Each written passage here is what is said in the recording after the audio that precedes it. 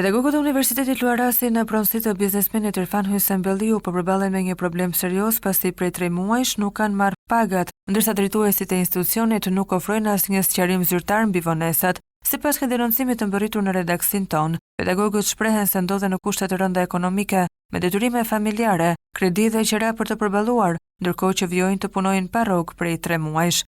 Ata thonë se pronarët e universitetit bëjnë pushime dhe udhëtime luksoze dhe askush nuk kujtohet për punonjësit që mbajnë në këmbë universitetin dhe bizneset e tyre. Në këto rrethana ku të gjitha përpjekjet për zgjidhje kanë rënë në vesh të shurdhët, ata po mendojnë të shkojnë drejt bojkotit të mësimit si një masë ekstreme për një zgjidhje të menjëhershme. Por për hir të studentëve që paguajnë mijëra euro tarifa studimi, ata janë stepur, duke kërkuar një reagim të menjëhershëm nga drejtuesit e këtij universiteti. Duhet thënë se kjo nuk është hera e parë që punonjësit e Hysem Belliut akuzojnë pronarin e tyre për vonesën e pagave. Denoncimi i pedagogut.